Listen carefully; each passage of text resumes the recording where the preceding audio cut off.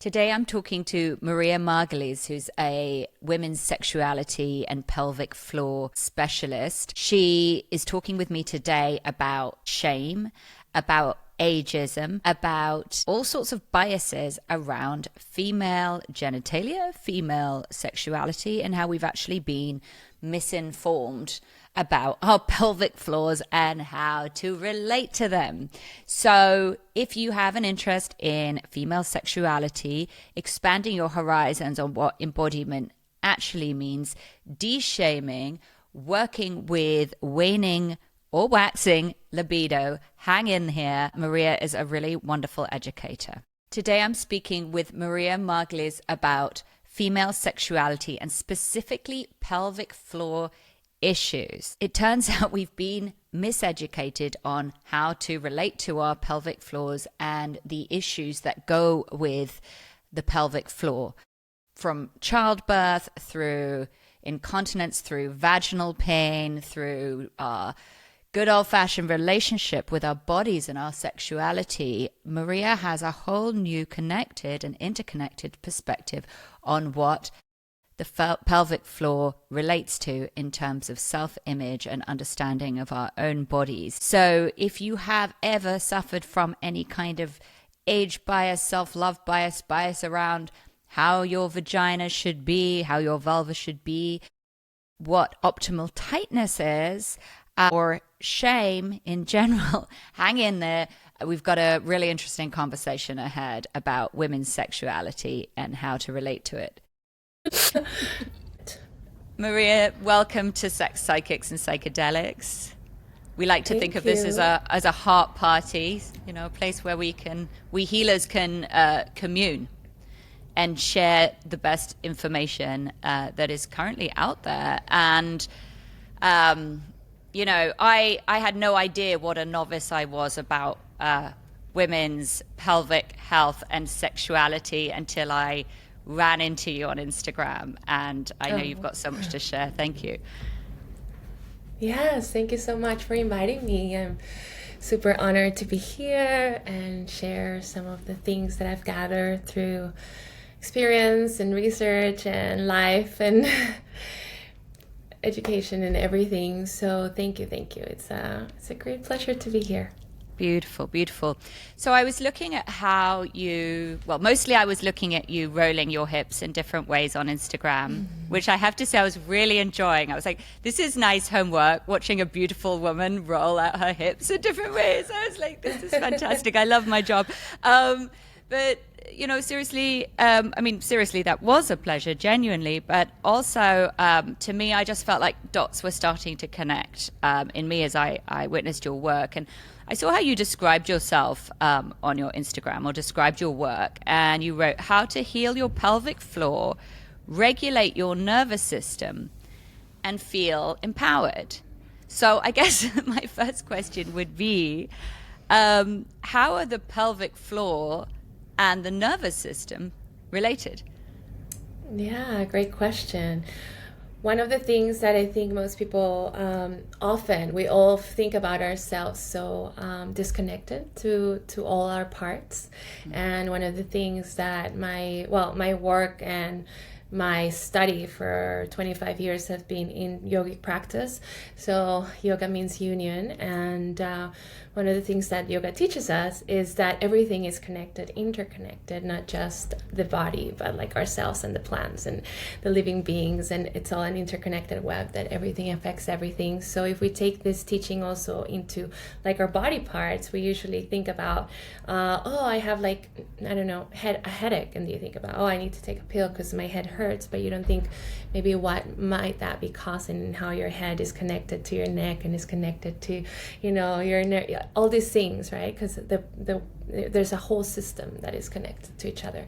The same way the pelvic floor, we think about it like isolating exercises for it. So, oh, squeeze, squeeze, squeeze, Kegels. We hear a lot about that. And then that's it. That's how we heal the pelvic floor, how we strengthen. But we forget about all the other parts, which is like the pelvic floor is connected to your hips, it's connected to your feet, it's connected to your jaw, it's connected to everything around it, above and below it, including your vagus nerve and your nervous system, because the pelvic floor is also, there's a set of muscles, and muscles are intrinsically affected by stress and by our nervous system. So when you have stress, when you're stressed out, usually we carry our stress in different parts depending on you, but stress and trauma also. So we carry that in our bodies, and it could be the neck, it could be the shoulders, some people do the lower back. It also can be gripping of the pelvic floor. So, it depends. We all have different ways where we store our trauma and our stress, but the pelvic floor, being a muscle, also reacts to stress. So by regulating, like widening our lens on just seeing a little bit further than just the isolated place, you can see that you can access and heal through healing your nervous system, regulating your nervous system with different kinds of practices. There's so many, but that way you can, heal the pelvic floor. So it's something that is not that talked about so much, and I work a lot on that. It really isn't talked about. In fact, I'm going to reveal some sort of vast tracts of ignorance here myself. When I was looking at your Instagram, I was starting to get a sense that the pelvic floor was a bigger area, or maybe it was a more connected area, but I realized I didn't actually know where the pelvic floor stops and starts. So can we do a little anatomy lesson here and tell me what we're actually talking about? Yeah, I think most people don't. So the pelvic floor is actually a set of three layers of muscle, and is connected to the front of your pelvis. So if you imagine like a diamond shape in your pelvis, like this. So it starts on your pubic bone right here, and then it ends in your coccyx, and then it attaches to both hip bones, so on one side and the other. So it's kind of like a beautiful triangle or dome. Well, I like to think it as a dome, but with dome. Like pointy shape. Yeah. Okay, so does it dome like a diaphragm? Old school word. Yes. Right. It domes. Yeah. So it's often talked about the pelvic floor as a hammock. So it's kind of like as a hammock, but I like to think it more as a dome, because I think like a hammock also, when I think of a hammock, I feel it like it's saggy, it's collapsed. Like a saggy dome, like a collapse. And I'm like, I don't want to have that idea of a saggy pelvic floor. I want to imagine it more like, more like a dome, and like a diaphragm that expands and relaxes and lifts, and, with your movement, because it also reacts to your feet and to the movement, because it's actually part of your posture, your balance and everything, and your breathing. So it's part of the breathing system. So it kind of like, it's flexible. It should be flexible and responsive, but not saggy. So a dome, I think, is a more beautiful picture. Well, yeah, a dome invites in spaciousness. In my limited understanding of pelvic floor and sort of Kegels, as I've given birth vaginally twice, it was sort of this fear-based idea that basically you will not have a tight pussy anymore. And if it was a combination of you'll be worse at sex, or you'll enjoy sex less, or sex will be worse, or whatever, something like that. Again, all felt rather vague to me, but maybe I just wasn't paying attention. Also, the idea that, you might just be wanting to pee all the time, or be accidentally peeing or whatever.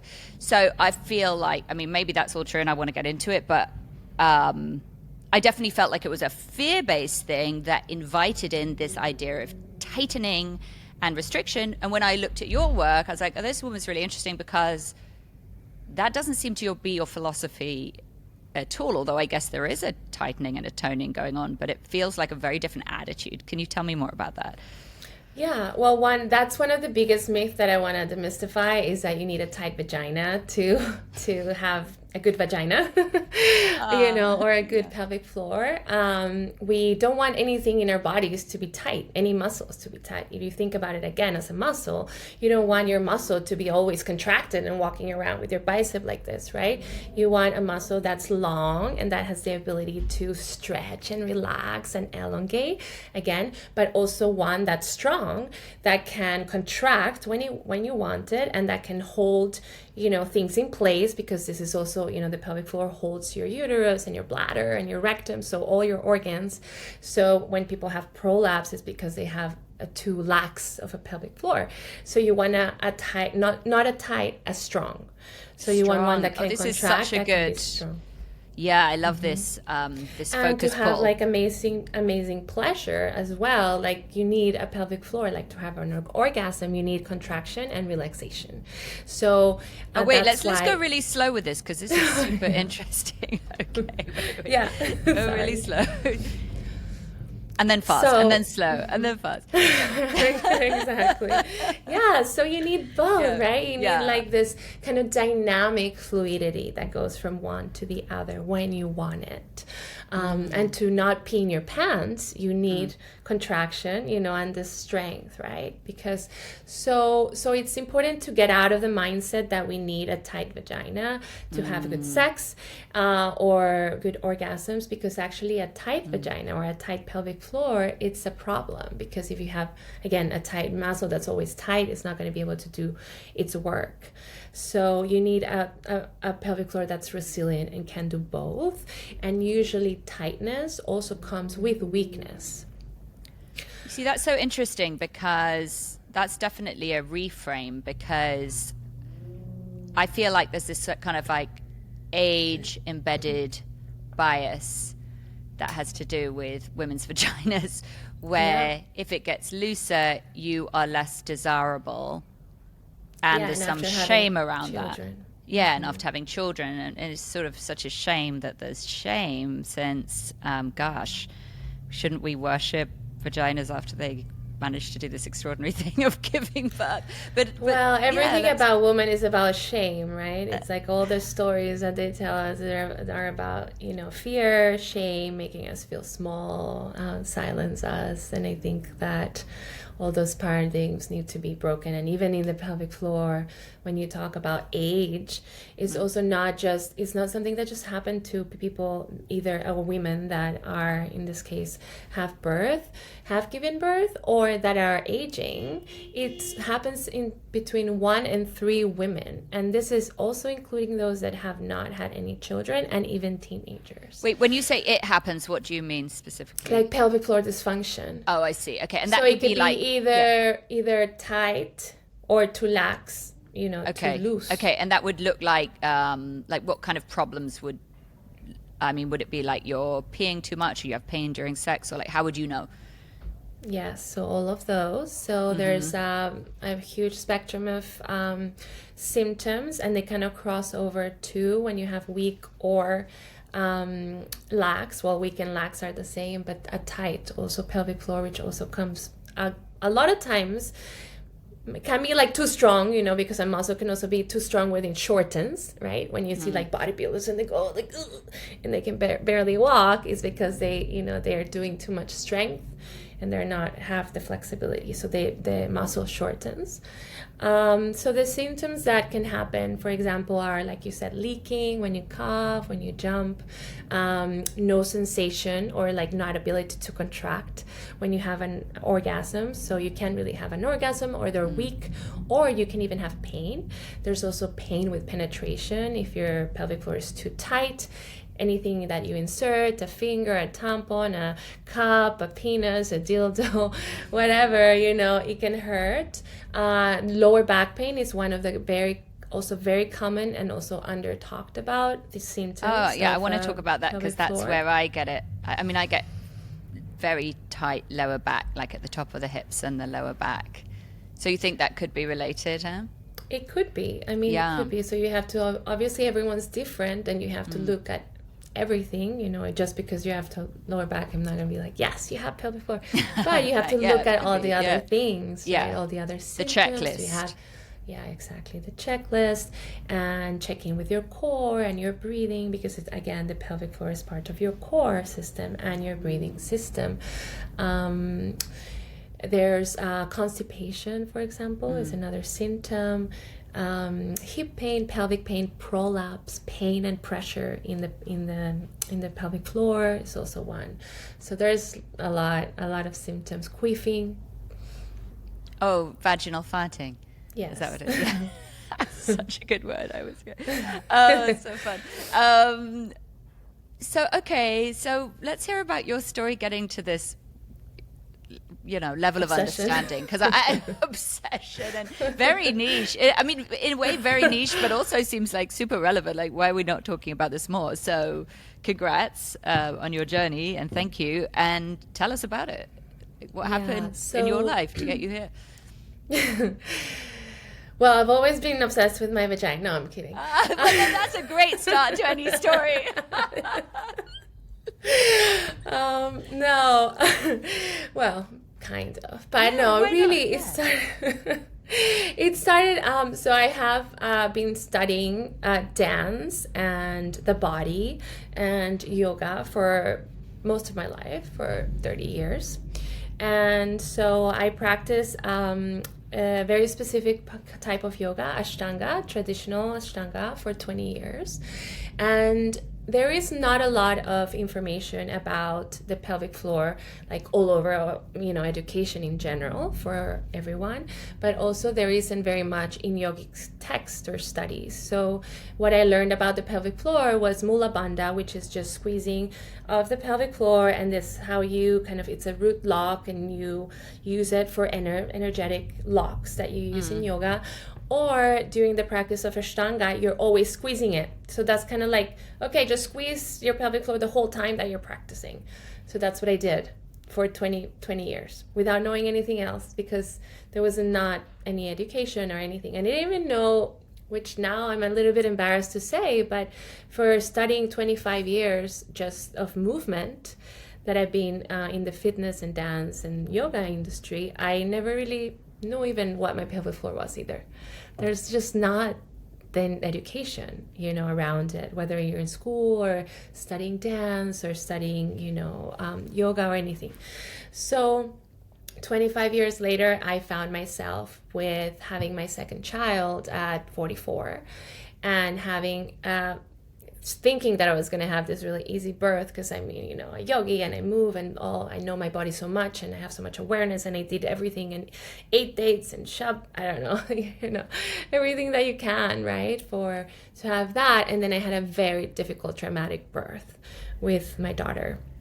And at the end, it ended up being vaginal, and I didn't tear, which was amazing after being just like, that's like a whole another really long story, but it was a very long traumatic birth.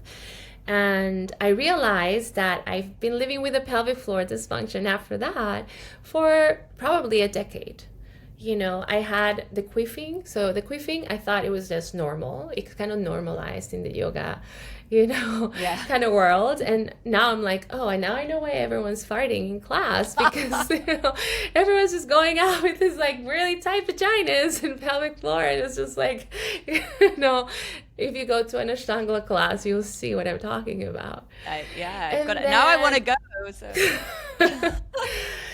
And my daughter got kind of stuck in my vagina in the birth canal, and I kept trying to bring her out and in and out and in, and I couldn't find the space and the relaxation. So I realized that I had just had a lot of tension in there of 25 years of, squeezing it nonstop, thinking that was the goal. Again, the myth. So and poor education, really. So after that, I decided that I really wanted to heal myself, and I really dove into like everything that I could and do lots of research and tried to just take all the courses and all the things and try to understand my own healing, and took my healings into my own hands and kind of develop a framework of healing that also kind of incorporated all these yogic wisdom and practices that I've been doing for 25 years, but through the lens of the yoga, but through the lens of pelvic floor, which is something that I didn't really find in all the other things that I was learning. So I learned things, but then I was like, there's something that's missing, like the nervous system regulation, like, the jaw and pelvis connection, like the feet that are connection. So, it's like I found like, oh, these are your core exercises and your crunches and this, or your Kegels, but there was so much more. So that's kind of like when my obsession became, and I just found that it was so little support and education and awareness and empowerment, that when I started sharing my journey, I felt like people were like really connecting to women, and they needed it, and there wasn't much out there. And it was like, okay, this is what I need to do, normalize these conversations, bring all these things, because there are things that are shameful as well that we don't talk about, right? That we're, meant to silence, and it's 1 in 3 women have it. So we're all peeing in our pants, and we never talk about it with our friends and our moms and our children.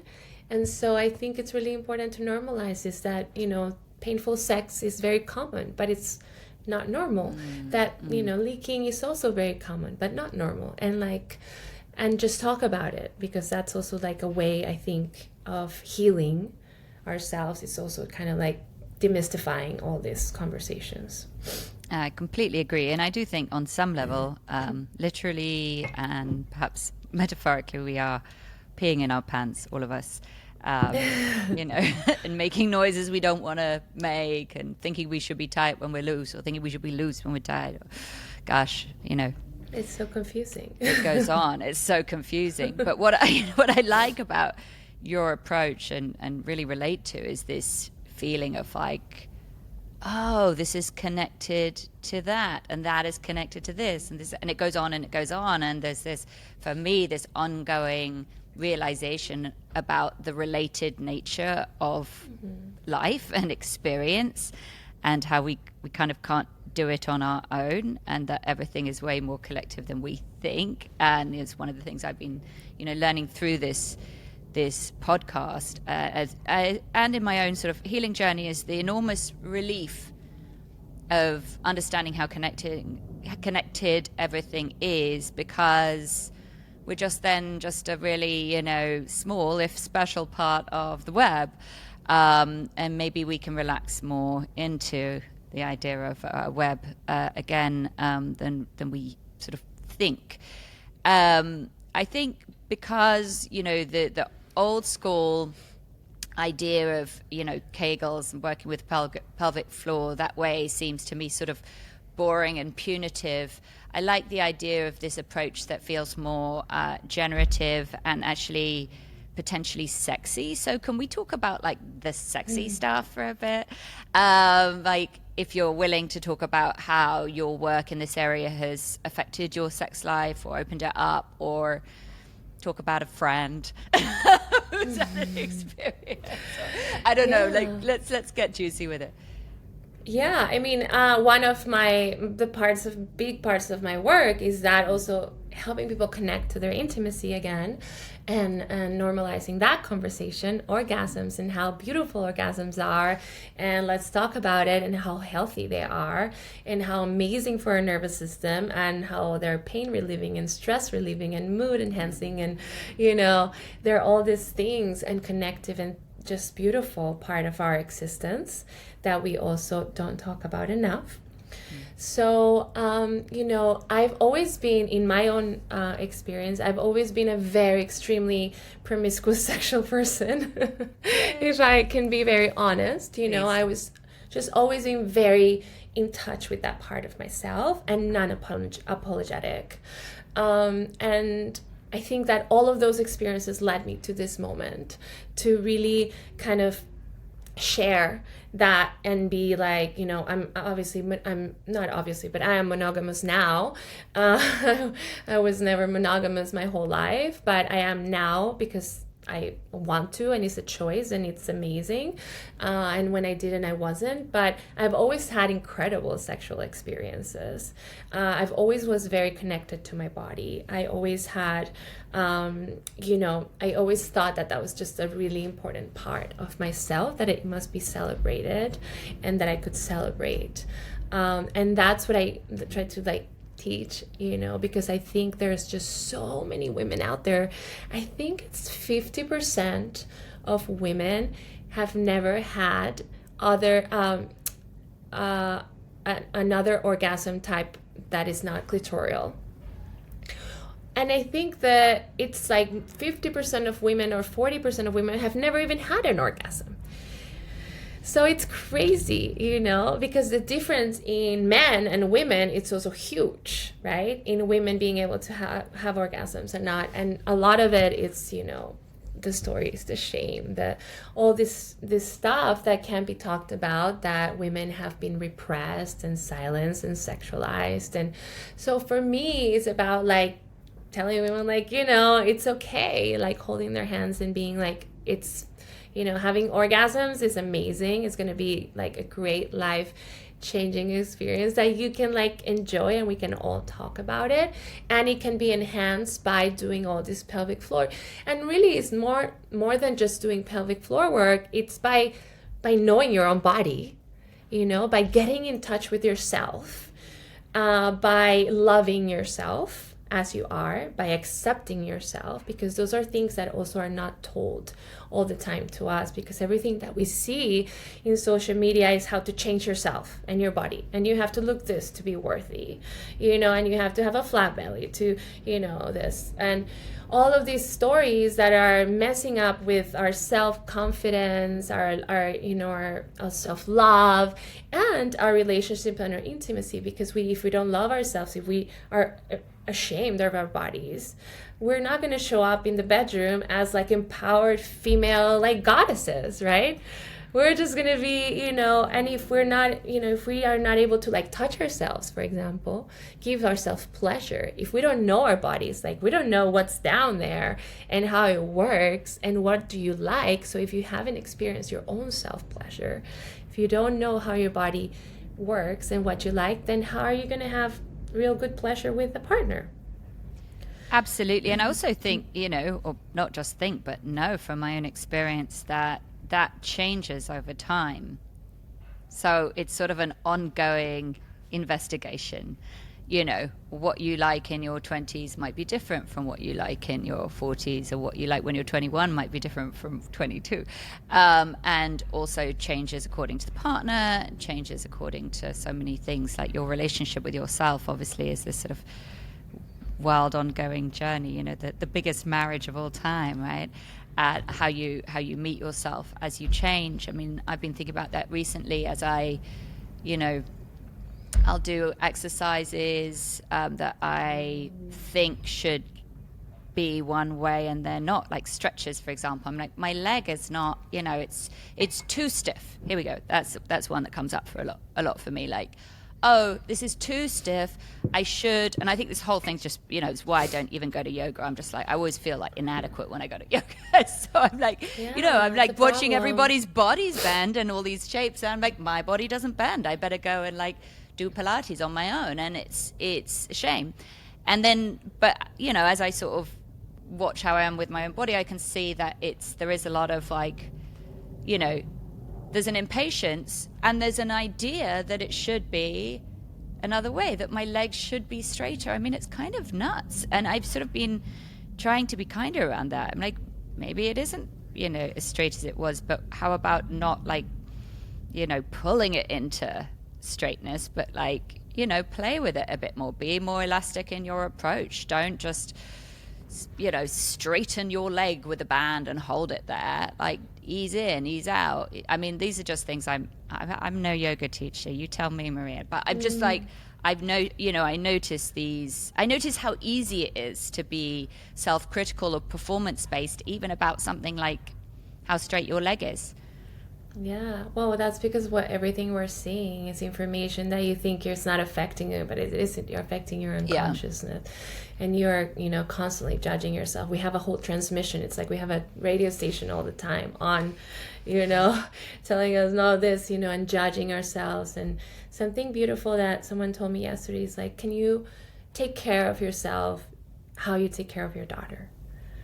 And I was like, it really struck me, because I was like, oh, you know what? Yeah, like why am I not doing that? Like, why am I able to love someone so unconditionally and just literally live for them and do everything, like, make the most nourishing meals and, and care for them so fully, but I can't give that same type of love to myself.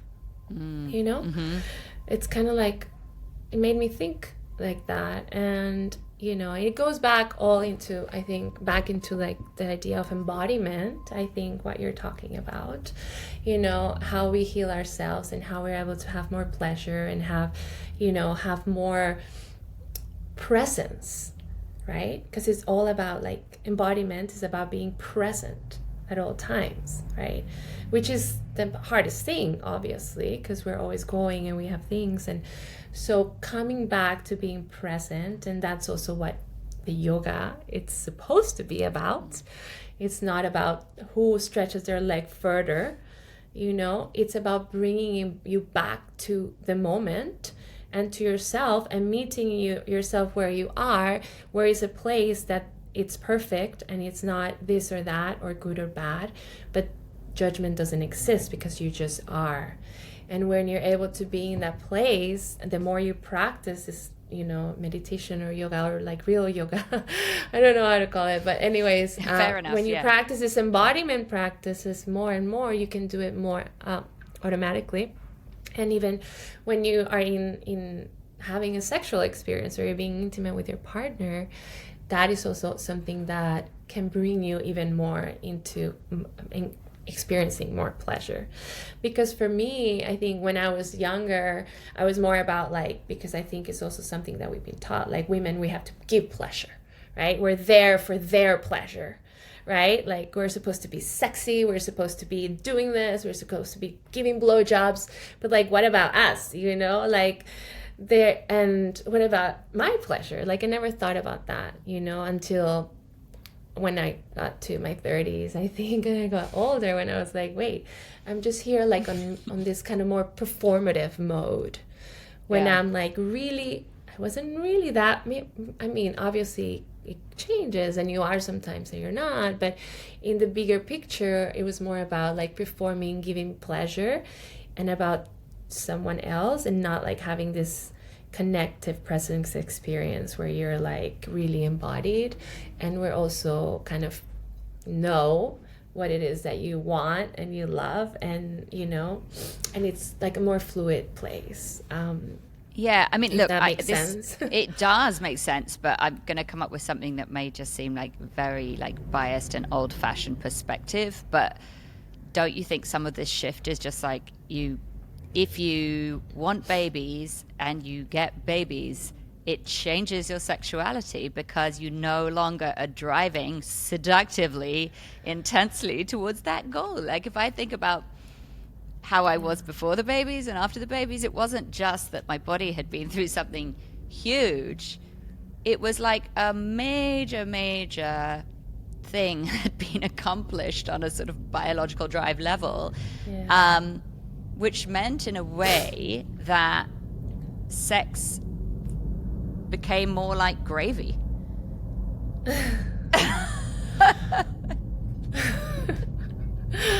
Yeah. I Like see the problem in what I'm saying, but there is some truth there. I can definitely relate to that. I have a toddler, so I'm still kind of navigating that. Okay, yeah. So you're at a different stage. I've got two teenagers. Yeah.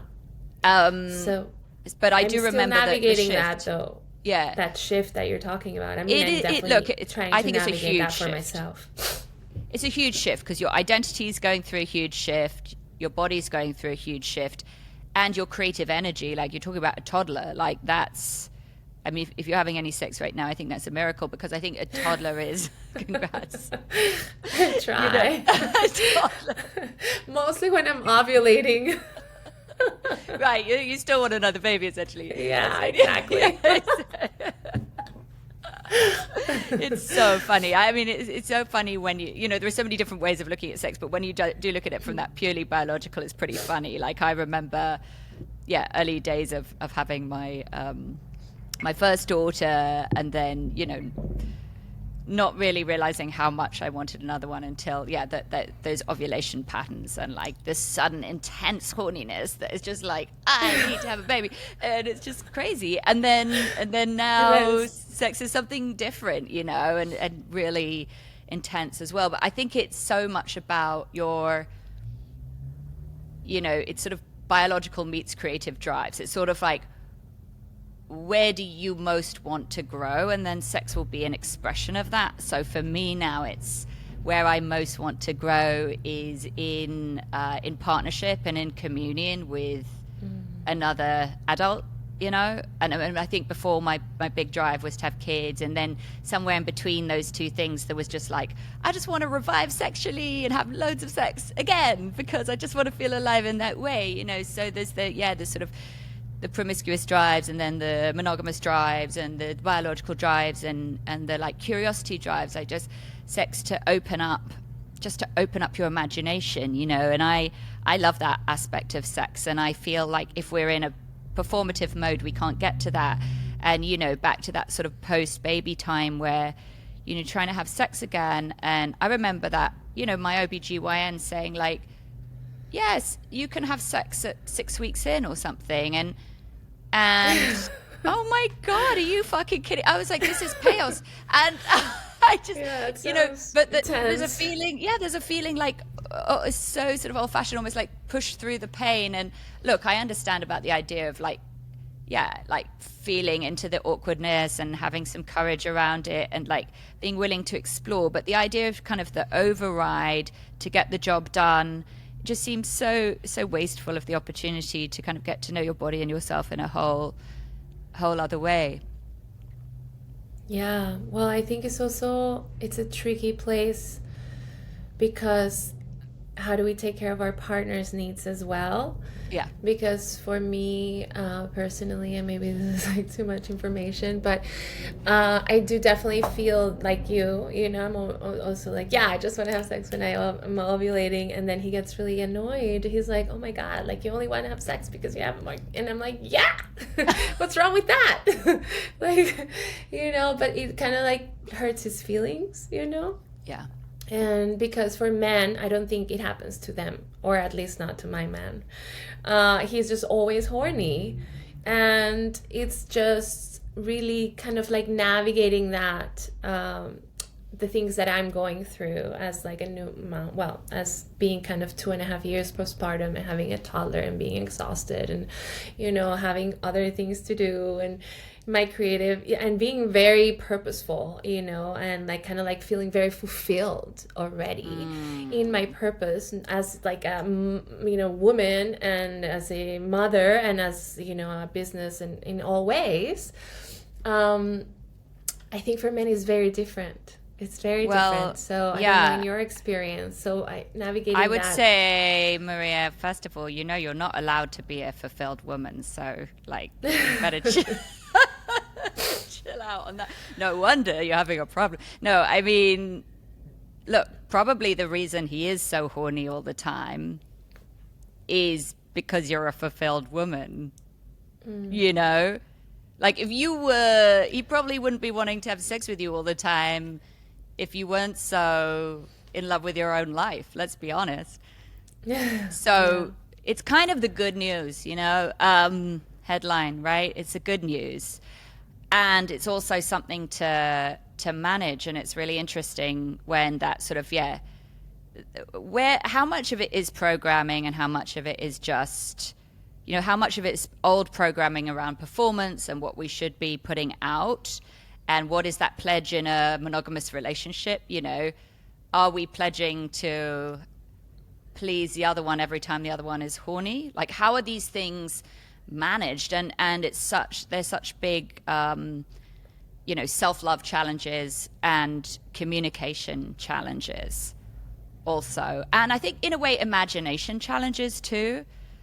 Because also what is being asked, you know, if someone's horny and knocking at your door, you know, there's a sort of reflex action of like, oh God, my tired body, my tired soul, my tired being, I mean, this is how I remember it. I'm just like, and the estrogen's a bit drained, and you kind of want to, I remember someone describing it to me, when your estrogen's a bit drained, like you want to kind of like slap the man a little bit, like not in a sexy way.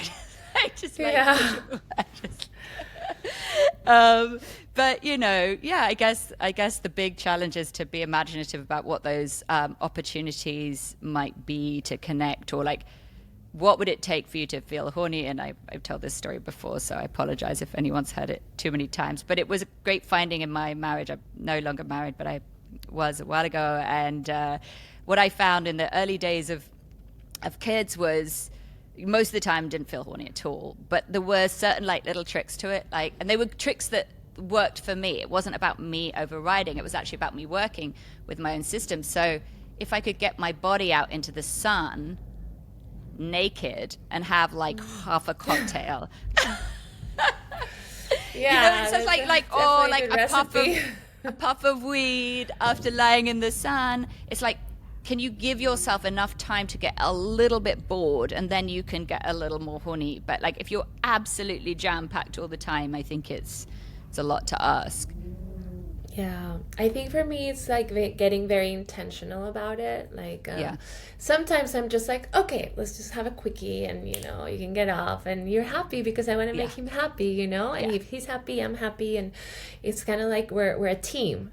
And I can do that for him sometimes, like no problem, and other times I kind of like, no, this is not. But for me it's like I want to be intentional, and it has to be more like of a ritual, and I'm like, okay, let's have a date tonight, and then I want to do this like eyes gazing, connecting meditation, and let's drink some cacao, and like maybe do some like a little bit of mushrooms, and or like having like this connective, like that sounds lovely. And he's into that. That works. I bet that works for him. He's always into what if he knows that he's gonna get. He's like, whatever it takes, baby. You're like, and at the end of this, women have been doing it for years. At the end of this shopping trip, you will be getting a blowjob. No. This is just like the healing version. It's just like let me heal myself, and then let me heal myself in front of you, and then I will go wherever, and that will be part of the journey. On mushrooms, I've really noticed that. I think they're probably my favorite addition when it comes to sex, actually. Like a light dose of psilocybin seems to really free up the sexual energy. I think for me has been microdosing on mushrooms has been like one of the most healing things that I've done for myself in the last year and a half. I had like a very rough year, lots of grief and loss and things that not for now, but microdosing has been amazing to like get sober and also feel just more present and more content and just more focused and have more energy as a mom as well, because I am burnt out and I do feel when I am on it I feel like just I have a lot more energy, and I'm just like I'm just way more present, way more present. Do you do how do you do it? How do you dose it? So I do I have like a blend that I use. Actually, I have it here. It's like a divinity blend, and it has a combination of. Is that something you sell, or is it just something you recommend? I don't. Well, I work with them, but with this company, I love them, but I don't sell it. It's I do 4 days on or 5, and then I take 2 days off. But I wanted to see if they have the ingredients, because it also has like lion's mane, reishi, and mucuna, which is also really great. I don't know what mucuna is. It's also really great for libido. Oh, okay. So it's another. How do you spell it? Mucuna. Okay, it's like aphrodisiac herb. Yeah. And also canna. Actually, I'm doing a podcast soon on canna, so I'll find out more. I know about it as a sort of general upper, but I don't know about it much as a aphrodisiac. Yeah, I've been using that as well. It's very heart opening. So it's usually like combine cacao. It with cacao. Like if you combine canna and cacao, it's a really beautiful marriage of heart opening beautiful plants that make you again be more present, more relaxed, more, because I think libido, it's a lot about, it's not like something that's going to make you horny. I mean like, oh, that would be nice. But I think libido is more about being like your nervous system regulated. It's about feeling safe. It's about feeling connected to yourself and to the other. It's about being relaxed. It's about, awareness and heart. So it's not just about like the quick pill that you're going to take and you're going to be horny, like a Viagra that would maybe make you hard. That would be fun. I'm always like, oh, I wish there was a Viagra for women that I could just take and and have a hard on, That'd be amazing. Yeah, suddenly you've got a cool cock as well. Wouldn't that be very Yeah, well, that would be perfect too. Sorry, had to go next level on it, but anyway. Oh, yeah, that's the dream, right? But I think it's more about those other things and how you can get to be more horny and have more enhanced libido. It's about working on those things which are more like nervous system regulation, like stress. When my partner, I'm like, no, I'm not liking to sex, but I was like, why don't you give me a massage? And he's like, okay. And he's like, okay, fine. Genius idea, by the way. Thank you. And he gives me a back massage, and all of a sudden we're having sex, and it wasn't like a planned thing. It wasn't like I was thinking like, oh, if you give me a massage, you'll get. Sometimes it doesn't end in his happy ending, but just mine. Like, he'll just give me pleasure, I think that's a really good way to frame it. It's like, let's have you massage me. I will receive the massage. And either way, one of us is going to have a happy ending. Yeah, exactly. So it's about, but what is the massage doing? The massage is getting you into your body. It's in making you and it's also, it's got to work. It can't be the massage that goes straight to the butt and then just stays there. That doesn't work. Like, they've got to not rush the massage, or if we're doing it, we've got to not rush straight to the genitals. That's the little bit of restraint. Apparently it takes women 45 minutes to really get juicy and open and ready for penetration. That's what they say. 45 minutes of foreplay. I like it. Yeah, that's great. I mean, it feels about right. Great. Yeah, it sounds perfect, actually. 45 minutes minimum, This is such a fun conversation. I really enjoy it. I want to talk for a second about your retreats, because I saw you doing some beautiful looking retreat in Colombia, women's retreats. What happens on them? Tell me about that. It's amazing. It's basically, I've been focusing on women's wellness. I used to do retreats co-ed, but I just now focus on women. And we go to the most beautiful place in the middle of the jungle in Colombia. And we have 7 days of just all of this kind of work. So we actually we focus on women's wellness, hormone balancing, heart opening, nervous system regulation, with practices like movement practices. So we do a yoga, pelvic floor education, as well as pleasure practices. So I do like a yoni egg experience ritual where I teach everyone to masturbate. No, kind of, but no, we do this beautiful ritual. Let's do it. Yeah. So we do this ritual with the yoni egg, and it's about getting in touch. Again, most women are, this idea of doing this in public or with other women is scary, but also like even the idea of being naked. So we are naked all the time.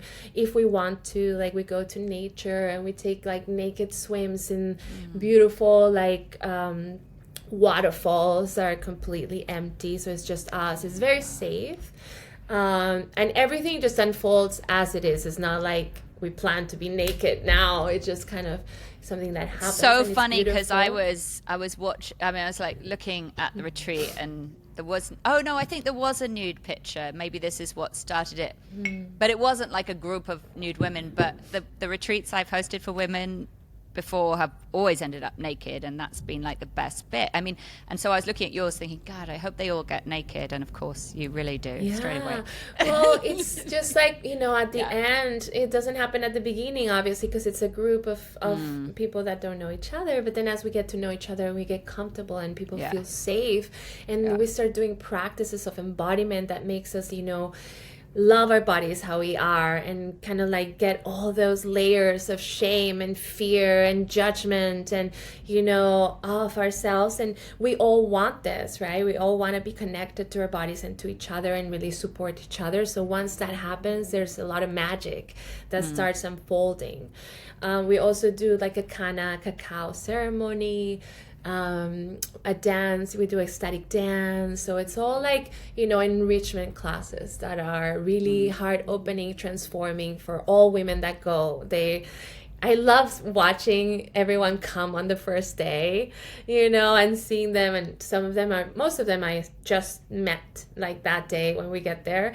And then seeing their transformation of like, being this empowered and unapologetic, like strong, like badass woman after, like vulnerable but strong and really grounded in themselves. And like the things that happen are so beautiful on a retreat like that. So it's a lot that is beautiful. It sounds fantastic. I'd love to come. And also I feel like, yes, it's that amazing thing of when you can make some space for nature to take its course. Women will bond, women will receive from nature, women will relax, women will grow. Like it all just happens. It's amazing. It's like it's wired so for it. Gathering with women is just so powerful, and we've been doing it since we just forgot about it. It's kind of like women have been gathering in circles their whole lives, and we forgot about it, and we kind of went into this mindset again of like competition and kind of like in this masculine that we have to also